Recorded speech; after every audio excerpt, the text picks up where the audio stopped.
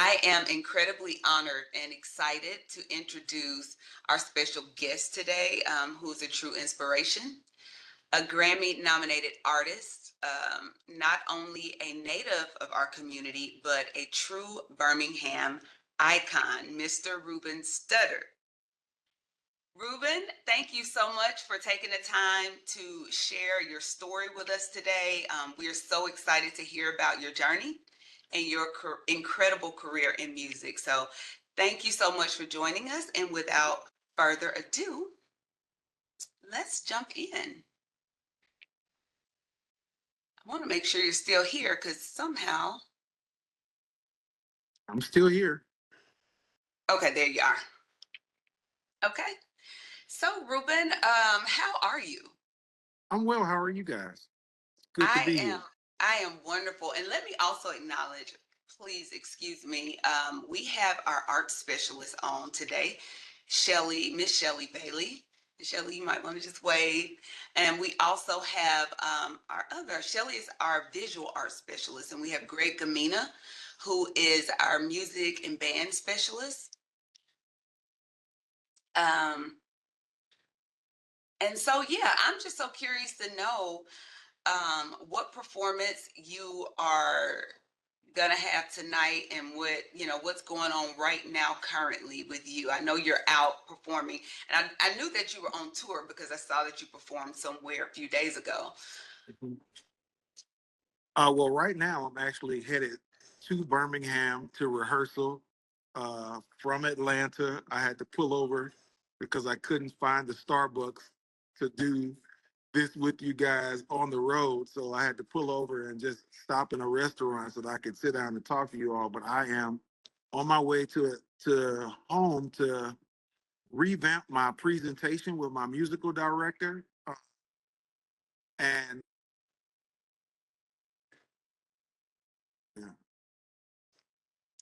And that's one of the benefits of being an artist. Like, we know how to pivot in unexpected situations.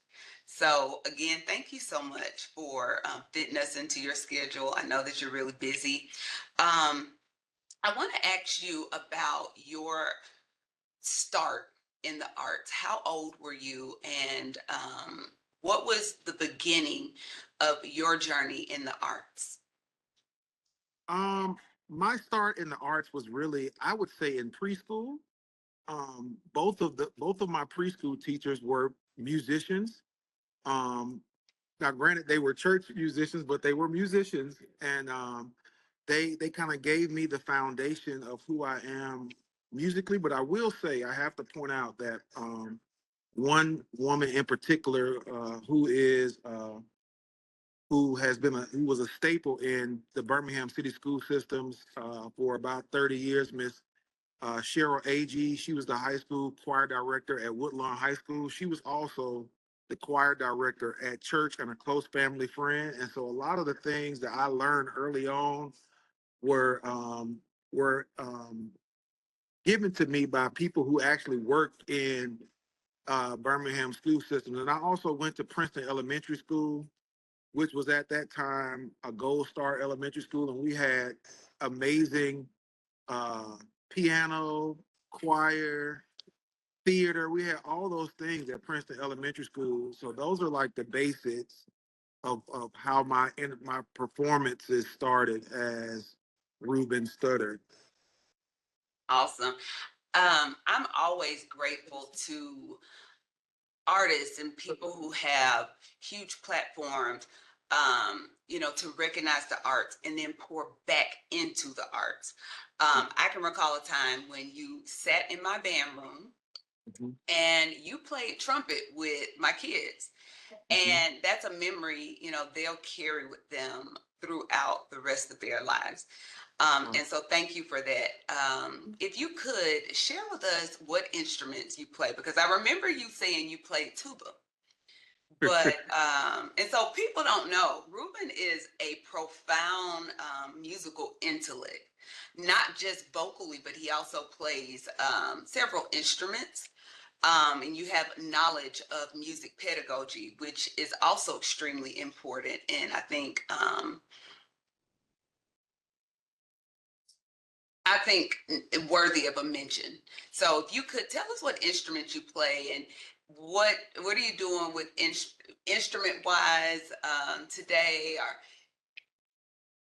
So I started out at L.M. Smith Middle School playing the trumpet, and shortly after starting playing the trumpet, my band director, Mr. Joseph Smith, said, "You know what? We have enough trumpet players.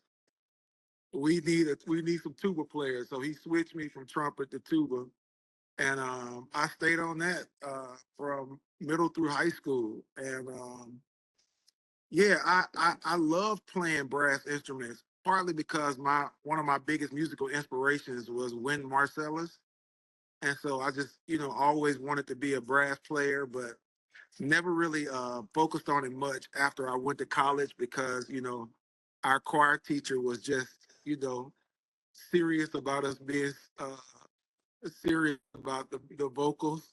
yes, he So was. Yes, he I was. kind of I kind of had to put my instruments down, but I love it, and it was cool because being in the music building at Alabama A&M, it's our band and choir room is so close, so we always get an opportunity to kind of have a cross culturalization, so to speak. So I remember going in the band room with some of my fraternity brothers and picking up sousaphones and playing around a bit, but I haven't really touched it much in a long time. Yeah, I can also relate to the cross curriculum and sharing nature of our music departments. I sat with our choir teacher once. I was doing a pageant and I needed him. I just wanted to ensure my dialect with La Boheme was correct. And so he actually listened to me and he was kind of like, "Put you in the choir." And Right. I was well, we know the band rehearsal schedule doesn't permit.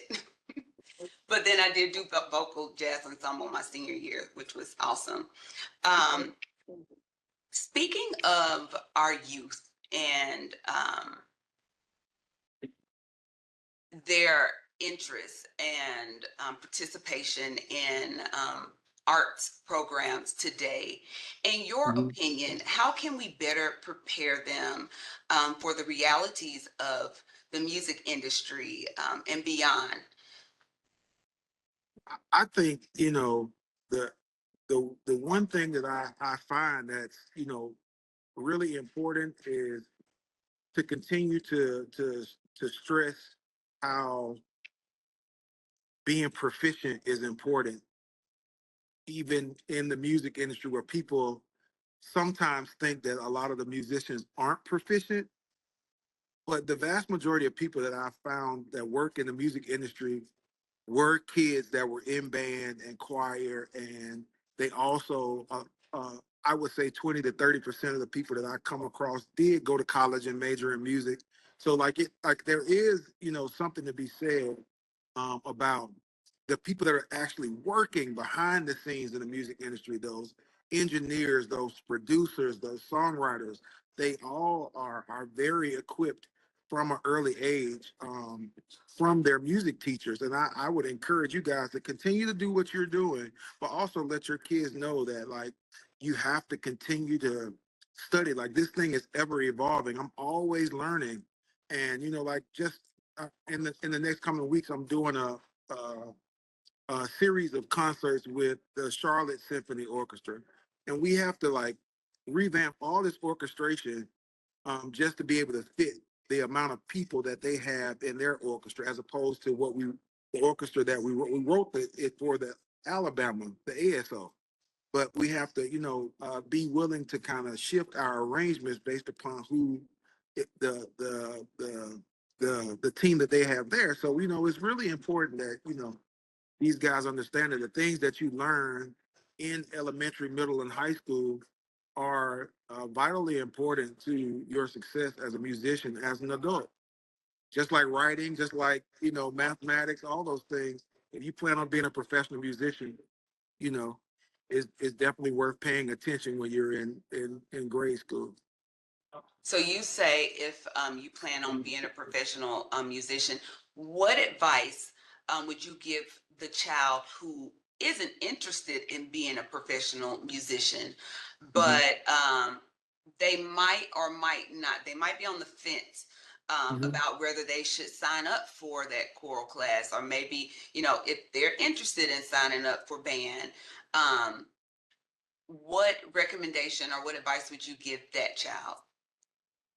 I would always say um, explore a lot of different activities, and here's the and this is why I say that because you know in middle school I was uh, in love with music, like in a way that I think it was almost distracting to my teachers. But I had a middle school English teacher that said, you know what? How about we try like focusing that energy that you have all day into debate? And so she put me on a debate team, and it opened up a whole new kind of space for me to like dive into reading books and things that I wouldn't even be interested in simply to win an argument. You know what I mean? And so I'm thankful for Jerry Foster, and her language arts class, for allowing me to like kind of grow as a thespian. Like she put me in plays and things of that nature so that I could become more confident on stage because, just because I'm that way now, I wasn't when I was in the sixth grade. I could sing really well, but I was very fearful of being in front of people. And her encouraging me to be a part of theatrical presentations kind of opened me up to be more comfortable on stage. I'm so happy you mentioned your English language arts teacher, because it kind of segues into another area of the conversation. How do you feel the arts prepare you and other at? Oh, I'm sorry. Can you guys I'm all here. hear me? Okay. How do you feel the arts prepared you just in other aspects of your life? How did they impact, perhaps, like you said, your ability to speak in front of large crowds? Are there other areas of your life that you feel the arts impacted? I mean, definitely. I mean, of course, the speaking part is a big deal because I'm always asked to go and talk and give, you know, um, speeches at different places. But, the arts definitely helped me be confident. And I think that's a big part of just education in general is helping young people be confident in who they are and share their talents with the world. What is your message to parents and educators about encouraging and supporting aspiring artists? Um, when I would say when a young person tells you that they're serious about it, believe them. You know, um, there was a time when I would always tell people, "Well, I want to sing for a living," and everybody would just be like, "Okay, well, let's uh, let's try to let's try to do something that's more concrete, like engineering." And no, and there's no and nothing wrong with that, but I think that a lot of times people look at the arts as like something lofty or something that isn't, a sustainable career. And there are so many different things that you can do in the arts where you don't have to be a performer. There are a million, we need teachers, we need people that write sheet music, like all these things like we need in the arts. And it all starts at the grade school level. You're absolutely right. And mentioning sheet music, it kind of triggers a thought or a memory when you were in my band room. And I didn't have, I knew, copyright privileges and rights were extremely important, Right. but I didn't have the realization that just copying a piece of music is copyright infringement. And I can recall you sitting in my band room looking at a child's sheet music, and you looked at me and said, "Oh, I'm not going to tell anybody that I saw you make a copy of that piece of music." And I remember thinking, "Oh my gosh." Yeah. I mean, well, listen, the beauty of having teachers that care is that you guys will do whatever it takes to get to have the information that your young people need, and that goes, that's the same thing with sheet music. Now, that was a bit of copyright infringement, but that wasn't the first time I saw it. I mean, that happened when I was in school. When you get a budget for 30 pieces of music, but you need 75. Yeah. So I mean, it is that's just what that is. And the thing that we as musicians and artists are grateful for is that the young people get exposed to the music. Like, I would never have known the music of the Beatles had it not been for Mr. Alan Gillespie. He opened my eyes to that music in choir. So now I'm a huge fan. So, and I'm sure he didn't have, you know, 45 pieces of sheet music for us to sing yesterday in the choir, but we sang it. And so, listen, I know who they are now. Yeah, I'm happy that you mentioned that as well, because one of the most powerful things for me as an educator is running into my students in non-educational settings and just having them say thank you. Thank you so much for taking our show choir to perform at Lawson State, or thank you for Yeah. taking our band to High Note Festival in Right. Atlanta. And those experiences, sometimes we might underestimate, the role we play in our students' lives. And so, one of the things I kind of try to encourage teachers to think to keep in the forefront of their mind as they're engaging with students is to kind of start with the end in mind. When you see your students out after they've graduated, what do you want them to say to you? How Right. do you want them to remember you as their teacher? Right. So yeah, could you share a success story with us? As a child, and then maybe one in your career today, maybe something that was unexpected. I think the most rewarding success stories I share are the ones that are from the kids that came to my music camp. Um, Glad you you know, said I, that. just recently when I had my show on Broadway, there were two of my kids that were in a show directly across the street in another theater that come to the Ruben Studdard Music Camp for 4 years in a row, but they decided that was going to be a part of their career. So the things that I do in the community when I have those moments happen for me are just always rewarding, and it makes the thing that um, the opportunities I have to give back even more um, rewarding, to see those young people living out their dreams, and that's just been great for me. I'm glad you mentioned your foundation. I had a great time with your group of students the summer that I came out, and I was grateful that you invited me because one young man, I've seen his journey. He sent me a friend request on social media, and I've seen his journey progress from high school through college, and now, and he actually went to School of Fine Arts, um, and now I'm not certain if he is still performing. I think he might be going into ministry or something. I'm sure you know the student I'm speaking of, but he Mhm. was phenomenal. When thinking of your foundation, what Mhm. was your primary inspiration for establishing the Ruben Studdard Foundation? Exposure. Exposure. Like the one thing that I think that I wish I had when I was growing up in Birmingham. Even though I had wonderful music teachers, uh, I wanted to be introduced to more people that were doing things outside of Birmingham in music. And so for me, starting my foundation was the opportunity for me to be able to bring my industry friends and coworkers into Alabama, and really give the young people the opportunity to meet people that are working in music, and give them the tangible things.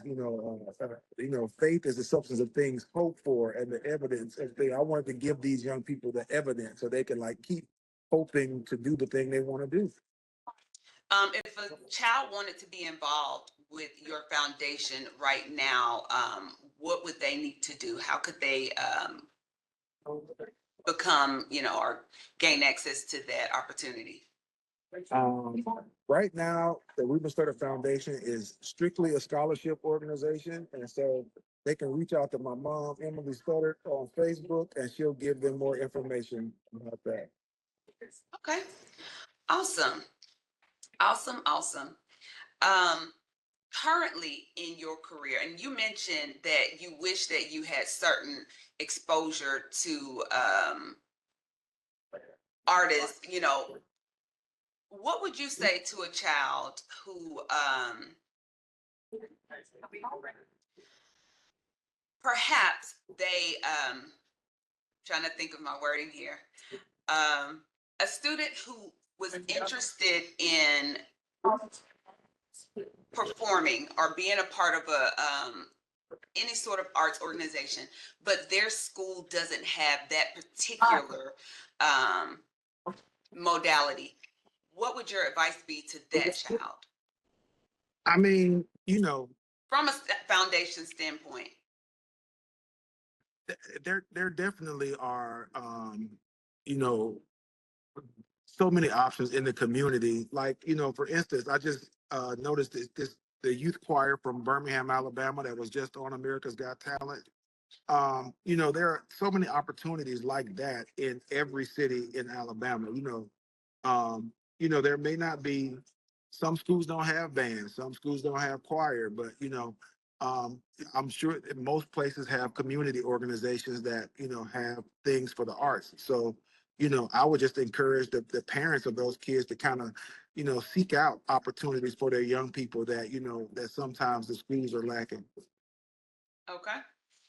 Um, and so I do want to kind of pivot a little more into your career, your journey as a professional musician now. What was it like, if you could explain to us, the night you were named um, the American Idol winner? What was that moment? And by the way, let me say, when I shared the post that you were going to join us today, I I added the music "Flying Without Wings," and when I say it has been on repeat, it has been on repeat. I almost forgot like the magic that song makes me feel. When I say the memories it brought back, I love that song. I'm gonna say that's my favorite song from you. Um, but could you describe that moment and that night? And when you think back on that memory, what kind of feelings do you experience?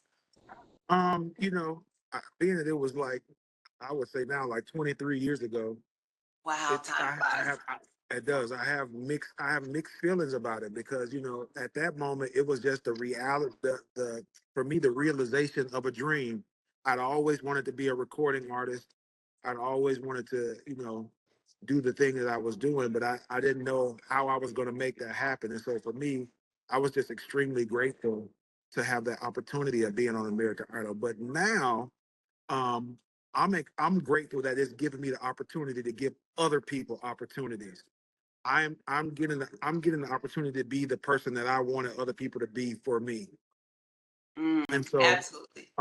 when I and that just from a musician standpoint, like I've given so many people the use of my platform to elevate themselves, and I don't need any credit for it. I just want to be used and allow people to have opportunity if they have put the work in, and as Spike Lee told me at Alabama A&M University, stayed in that woodshed and they made themselves a professional. I wanted to be able to give people the chance to prove themselves. And so many of the people that have worked in my organization are from Birmingham. They went to Birmingham City Schools, and they are all doing quite well in the music industry. And I'm extremely proud that God has been able to use my platform to help other people reach their dreams as well. Yeah, and I can actually, I've seen band directors in your band. background singers who are local talents. So hats off to you for that. Growing up, seeing musicians that you admired, and now being on stage, I can recall you saying you knew that you made it when you were standing backstage and you were on the same tour with Boys to Men. So Yeah. you were standing backstage and you saw Boys to Men on stage, and that was your moment. I made it. Yeah. Can you describe for us the feeling of being coined the Velvet Teddy Bear? I mean, What was that like? Or what that is was that that was like? that was that was actually a fantastic moment. But the moment that you described that I had when I was, on tour with Boys to Men was an even more gratifying moment because I remember, being in high school and going to see them at the Civic Center, spending my money I made cutting grass to buy tickets to see Boys to Men, and then fast forward 15 years, I'm backstage as a part of a tour with them. So it's just the journey has been amazing, but I was extremely thankful that I was able to see it, and not just me, but all of my family members that encouraged me to keep singing and keep doing my thing were also able to see me reach my goals. And and funny you say that. In reaching your goals, a great deal of the accomplishment and as you said, the magic in that is seeing the people you love and seeing the people who you want to be proud of you, having them also go on that journey with you and experience your wins. And so that is extremely important. I can say, my father passed in 2014. So a lot of the things I've gone on to do, um, just a little bit of, I want to keep it upbeat, but we'll move, we'll move on before I start to get full. But if you weren't Ruben Studdard, the Velvet Teddy Bear, what would you be doing right now? What other career path do you think you might have chosen? I would probably be Ruben Studdard, the high school choir teacher. I Okay. mean, and that's just honestly, like yeah, that's probably what I would be doing at somebody's school teaching music. Okay. Another question I have for you is your album, Ruben Sings Luther, was a tribute to Luther Vandross. What was it like to honor such a legendary artist? And what did you learn in the process? The recording of the album was really quite simple. And I won't say simple. It was a breeze because of the people I was working with. But I learned more in putting the show up, just about how meticulous Luther was, how every single detail was uh, accounted for. And when I put the show up, I had to make sure that I gave it the same reverence. So we spent a lot of time with staging, costuming, all the things that sometimes go overlooked. But it was an amazing experience to kind of put his show up, and go out on the road and perform the music of Luther Vandross and see the reaction that people had to it. In your career, what would you say is your most greatest accomplishment, the thing that you're most proud of? That I'm still doing it. I would just have to say, like, I'm for me, my greatest accomplishment is that I still, do a job that I love every day. And a lot of times I think that goes overlooked, because people, make career accomplishment about awards. And for me, it's really not about that. I just, I'm thankful that I get a chance to do music, and I get a chance to do it with people that I love and care for. That is awesome.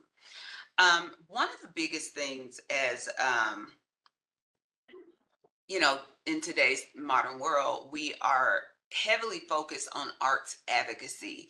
Um, what do you feel is the importance of arts advocacy, and what does that look like to you, and what role does that play in your life, in your career? I think well, first of all, uh, I want to start in the beginning and advocating for educators. Uh, Number one, I was raised by two teachers, and so I know the importance of, you know, education and how important the job of educators and how far above and beyond educators go.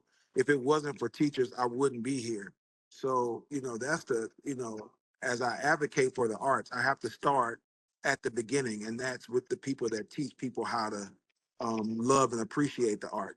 And then secondly, just making sure that there are places where people can perform. I think that a lot of times, you know, um, we don't um, we don't celebrate the small local theaters as much as we should, but they give our young people the opportunity to hone their crafts. Or our local theater troupe. Like we don't go see those plays like we should, but it gives the next Tom Cruise his opportunity to hone his craft. So I think that we just have to do a better job of supporting arts altogether. I appreciate that. And why do you feel it's so important to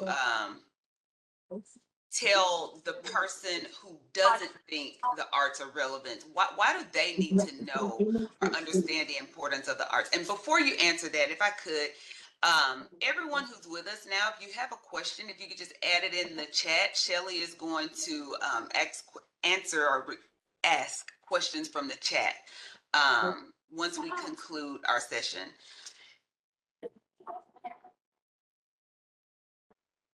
And I'm sorry, Ruben, I was just asking, why do you feel it's important for naysayers to understand the importance of the arts?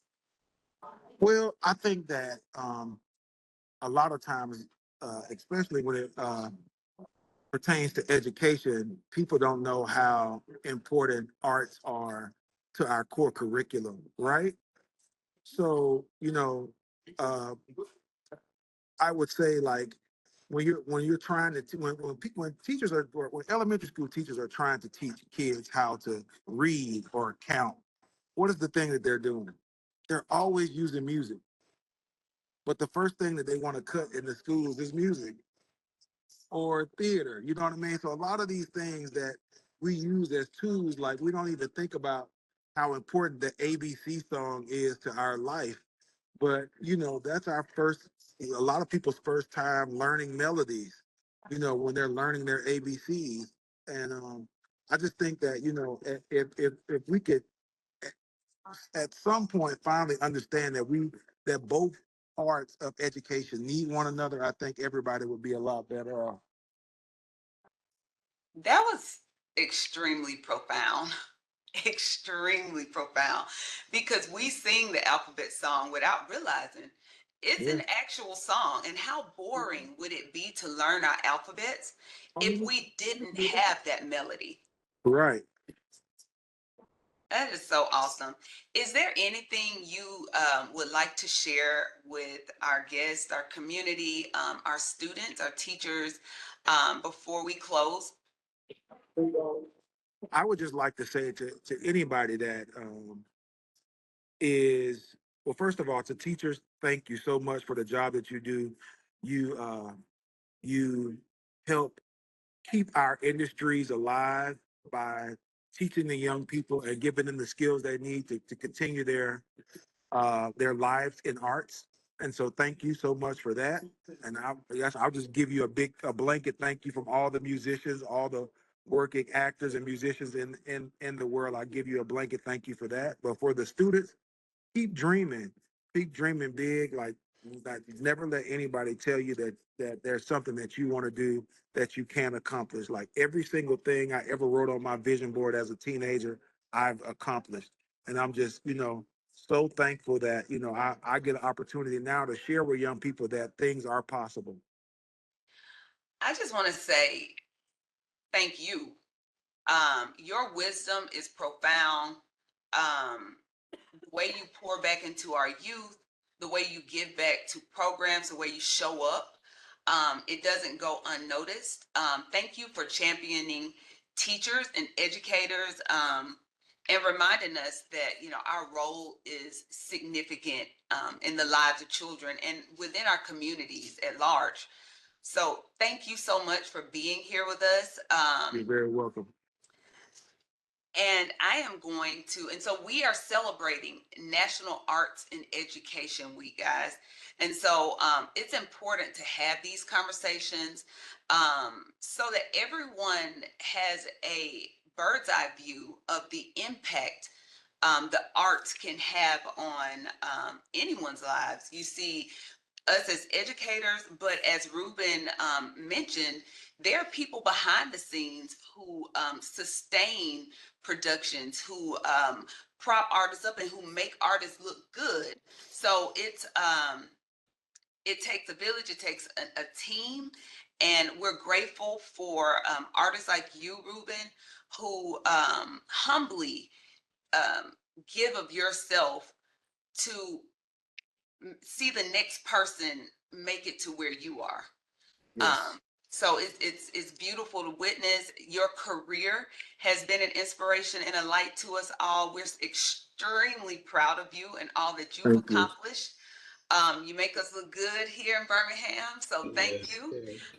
Oh, and Dr. G's mic is on now, so I'm gonna step back and allow Dr. G the floor.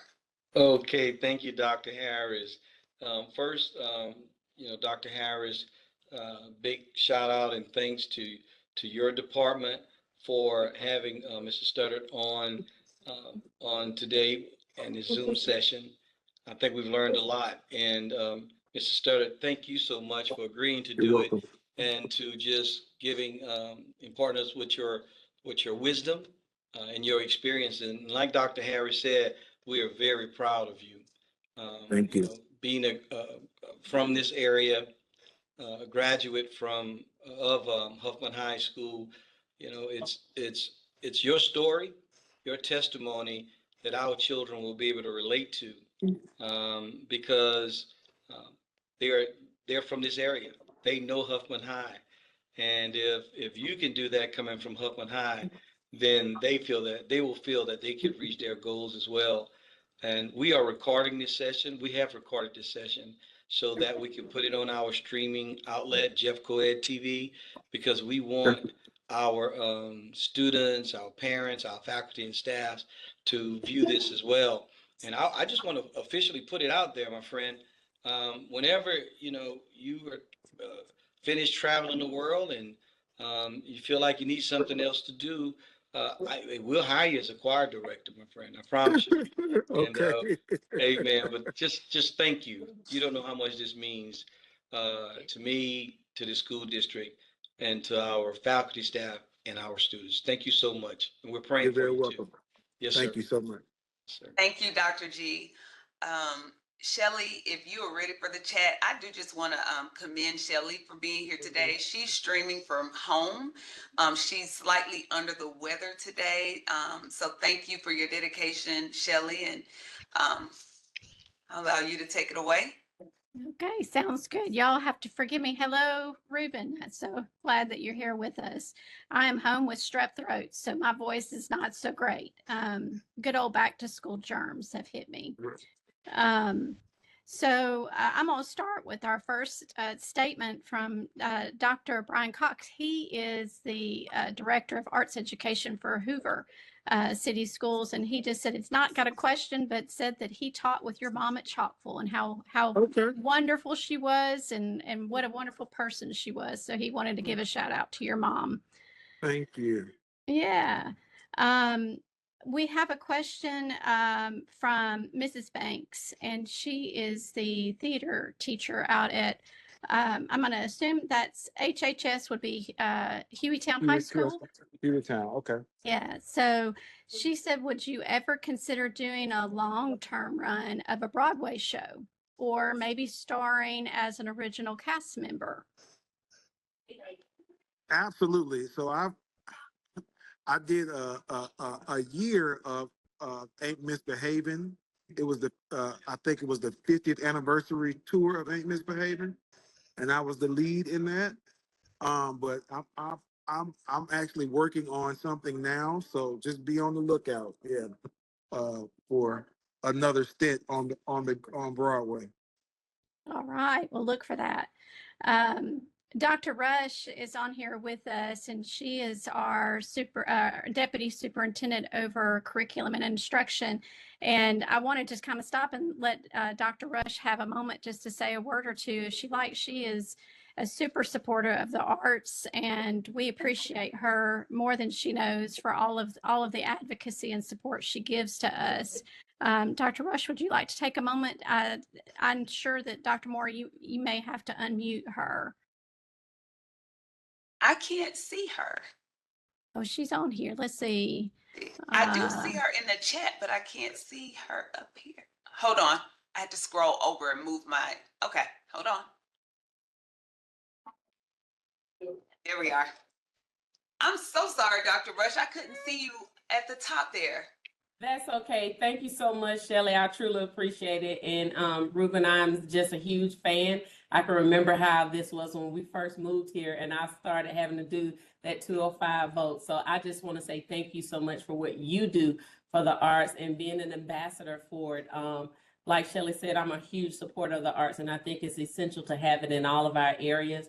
So I'm just so grateful for what you bring to the table to give an impression for our young youth as they go through. And just like you, what will we do without song, art, visual arts, any of that? It is such just a rare entity that we have to have in the schools to survive. So I'm grateful for all that you do with that. And thank you for being a part of our district today. This is phenomenal. Thank you. Absolutely. Thank you, Dr. Rush. Greg Gamina is on. He is our specialist supervisor over our instrumental programs at Jefferson County, and he has several wonderful questions for you. And Greg, I don't know if you would like to yourself ask the questions or if you would like me to read them off for you. I'll go ahead and read them, and if you want to interject, you just hop in there. He's asked, with the onset and spread of technology, can you please speak to the importance and prevalence of jobs and careers in the music industry which are not typical performance positions? Well, that's a I guess a kind of twofold question because um, non-typical performance careers are, I would say, like right now, a lot of young people are getting into engineering. And by engineering, I mean studio engineering. But the best of those are the ones that were in music programs. Why? Because they really understand pitch and tone. And so a lot of these new technologies, like let's just talk about autotune. Like everybody wants to talk about autotune as like the big bad wolf in music.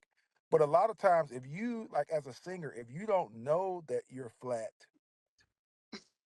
or if you don't know that you're sharp, and it corrects you, um, that's an okay thing because a musician had to create that technology to help people along. Like a lot of people like take things to the extreme. That there are people that turn the different knobs on auto tune to make their voices sound automated, but um, there are a lot of jobs that are non-performing, especially as it pertains to the these apps that young people are using to create music nowadays. Like, you know, they have whole studios on their phones, things, and young musicians are creating these applications to give people another way to have a studio that's not actually having to go and sit in a studio and record. Right. Right. Greg, is there anything else you want to add to that? or question on anything related to that particular topic, if you'll drop in the message or unmute at any point. He also wanted to know if you could tell us something in the music industry that young artists and musicians need to be aware of. What are some of the dangers that folks need to be careful of when they're dreaming of a career in the arts? Which is a great question to ask.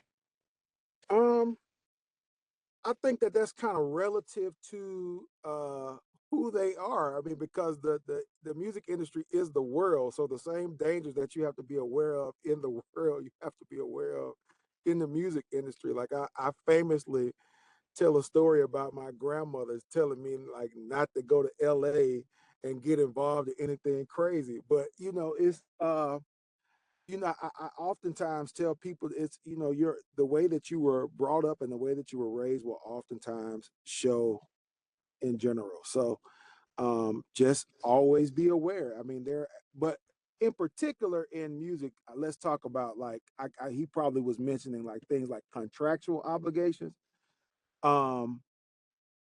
Always have legal representation, no matter how, like even if you aren't famous or a celebrity yet, make sure that you have somebody that has your best interests at heart, looking over contracts and deals for you, because it could be something that you could sign like when I was first coming into the music business, nobody understood what celestial rights meant, but the music industry knew that streaming was about to happen, and a lot of people signed over their celestial rights.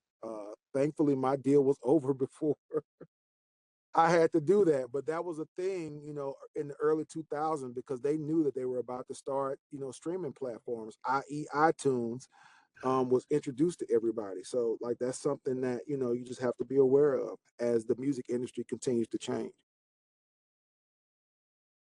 Okay, great.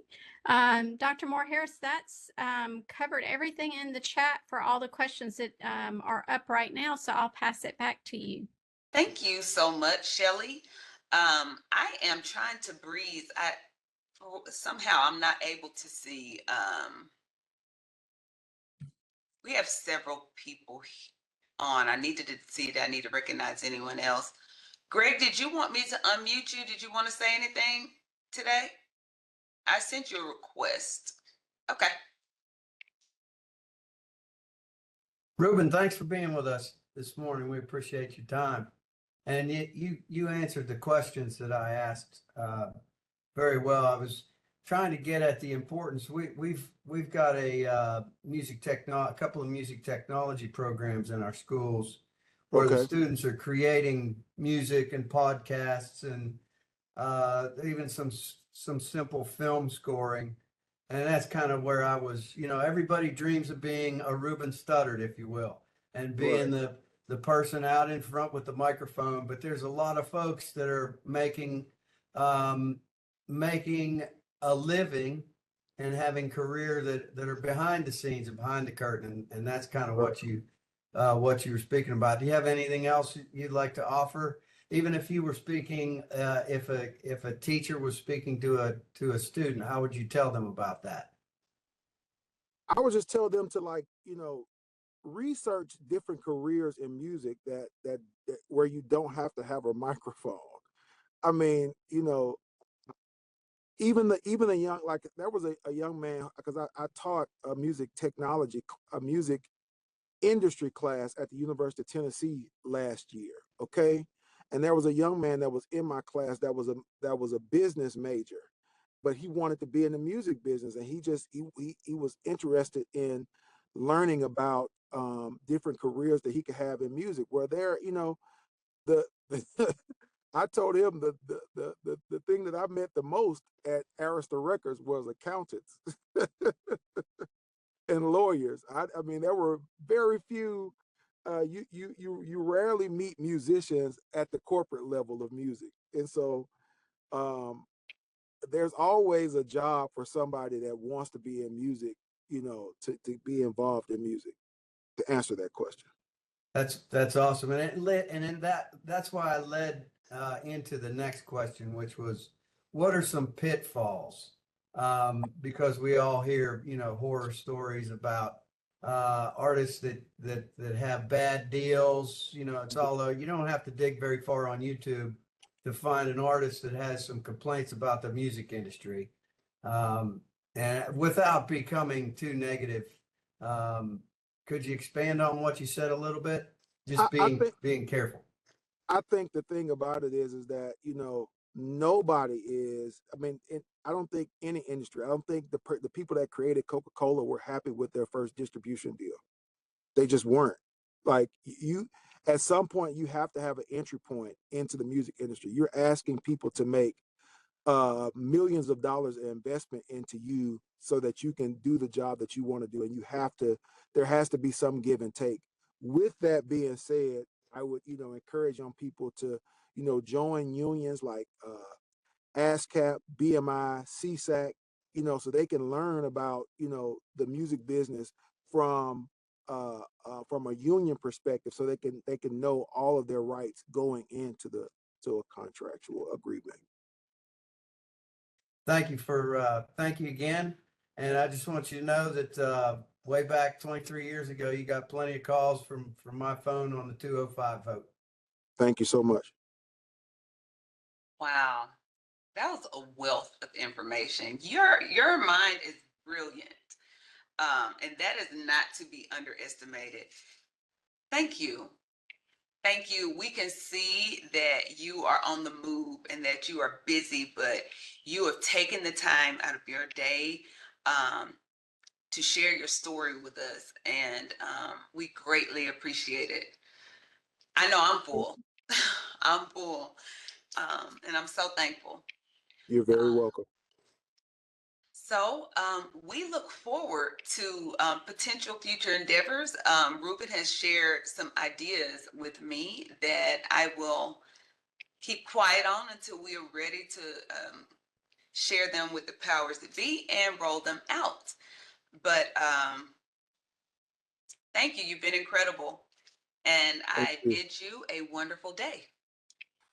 Bye-bye, everybody. I have a wonderful day. And please tell your family, thank you for sharing you with us today. Because I will. know you're getting back to your wife and your beautiful children. So thank you. You're welcome. Thank you. Bye-bye. And thank you all for being here.